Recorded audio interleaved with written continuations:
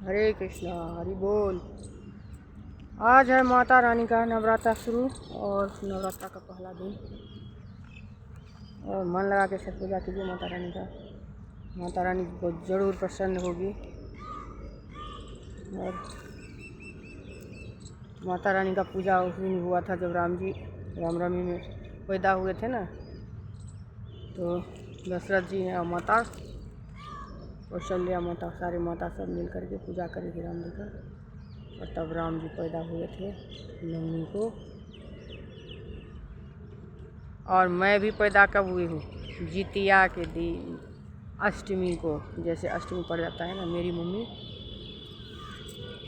मेरी मम्मी व्रत करी थी और मैं पैदा हुई थी। जैसे मेरी मम्मी चूड़ा दही और शक्कर खाई और सब्जी भी आलू का हमारे यहाँ बनाते हैं। जितिया में बहुत मस्त होता है, पतली पर रख करके। और बहुत माना जाता है हमारे यहाँ जितिया में, बेटा बेटी दोनों के लिए व्रत रखा जाता है। तो मैं उसी दिन पैदा हुई हूँ, उसी रात में सुबह के 3:30-4 बजे। पता नहीं अष्टमी होगा या पड़ गया होगा या अष्टमी नहीं पड़ा होगा, क्योंकि सप्तमी होगा।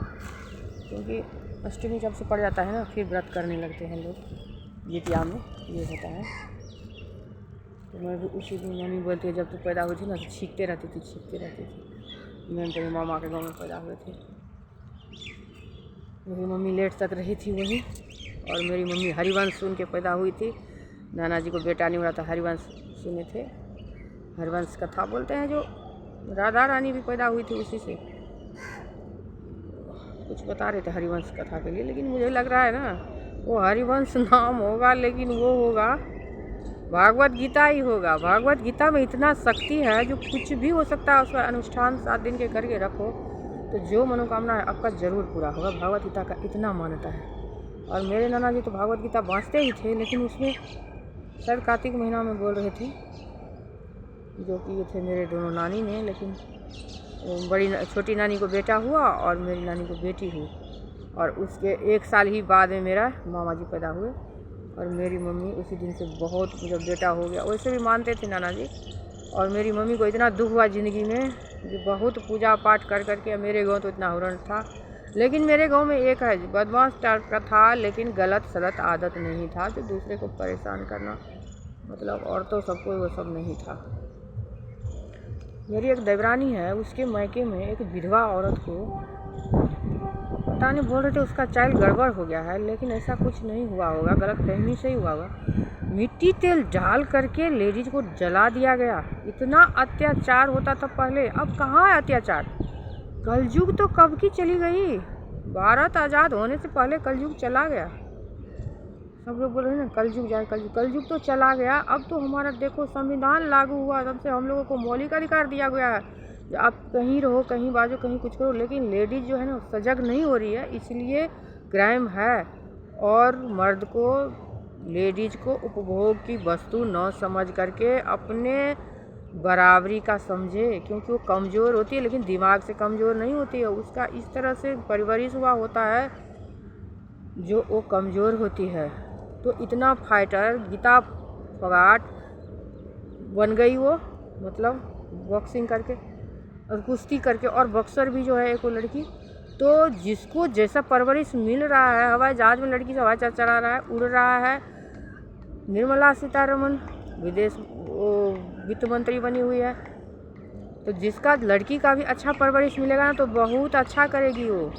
तो ये मत समझिए लड़की कमज़ोर है तो उसका आप प्रोटेक्शन कीजिए, ना कि ये जब भी कभी छेड़ देते हो, कभी कुछ कभी कुछ। एक बार मेरा गहना खो गया था, तो हम गए पुलिस स्टेशन। अब वो पुलिस वाला मेरे तरफ ऊपर से नीचे तक देख रहा है, जो ये लेडीज़ कैसे आ गई पुलिस स्टेशन में? क्यों भाई, जब जेंट्स काम कर रहा नहीं है घर में, गाँव चला गया था, तो लेडीज नहीं जाए पुलिस स्टेशन? और सबसे ज़्यादा जो मेरा बड़ा अधिकारी है ना, सबसे ज़्यादा करप्ट है। और यहीं से शुरू होता है करप्शन मेरे भारत में। और अभी भी वो लोग पैसा गलत भाव से कमाए न कमाए, प्रशासन टाइट बहुत ज़रूरी है। और करप्शन गायब, जहाँ जो हो उस पर आप ध्यान दे के काम करो और दूसरे का मदद करो। और EWS का सर्टिफिकेट तो बेकार है। और उसके चक्कर में मोदी जी कितना पैसा कमाता है पता है आपको? एक EWS के सर्टिफिकेट में 10-10 हज़ार रुपये लिया जाता है। इस बार भी मैंने अपने दोनों बच्चे के लिए नहीं बनाए। मेरी बेटी पिछले बार भी बोली थी, मम्मी जब होना होगा ना खुद हो जाएगा, इतना पैसा कहाँ से लाएंगे। बताई थी मेरा थोड़ा पैसा का थोड़ा प्रॉब्लम है और देवर ही करते हैं सारा। हमारा देवर को भी पढ़ाई हूँ। जॉइंट फैमिली में रहने का ये भी फ़ायदा है, मेरे देवर को MBA करवाई और फाइनेंस में है, वो अच्छा सा खासा कमाता है। तो हम लोगों को देख रहा है, कभी पैसा का दिक्कत नहीं हुआ। उनको जो मांगते वो दे देते, लेकिन कुछ भी लगता है ना जो कहाँ फेंकूँ कहाँ ना फेंकूँ, ये तो होना ही चाहिए ना। भले ही वो लाख रुपये रख के जाते हैं, अभी भी गए हैं तो रख के गए हैं। गाड़ी का गाड़ी मेरे गोदरेज में रखा हुआ है, वो गाँव चले गए हैं और बहुत कुछ दे के जाते हैं, जो ये रखो ये रखो, ये मेरा एक्सीडेंटल कार्ड है तो ये कार्ड है वो कार्ड है, सारा करके जाते हैं। मेरा पति से अच्छा ख्याल मेरा गोविंद रखते, मैं उनको गोविंद ही बोलती हूँ और आगे पीछे करती रहती हूँ जो उनको चाहिए। उनकी बीवी थोड़ी गुस्सेल है तो मैं करती रहती हूँ, और उसकी बीवी को भी कोई फीलिंग नहीं होता है। और मैं एक बार सांस फूला था ना, मैं बहुत बीमार हो गई थी। वो कहीं जा रहे थे, मैं बोले यहीं बैठो यहीं बैठो। अब उनको शर्म लग रहा था। अब मैं उनको बहुत मानती, शादी से पहले से ही भैया भैया से कहते बोलते थे, छोटकू भैया तो बहुत मानते। पापा भी बोलता था, बहुत अच्छे नेचर का है। मेरे भैया जो थोड़ा इधर उधर करता बोलता कि मैं मुकुंद को ही गोद ले लूँगा, ऐसे बोल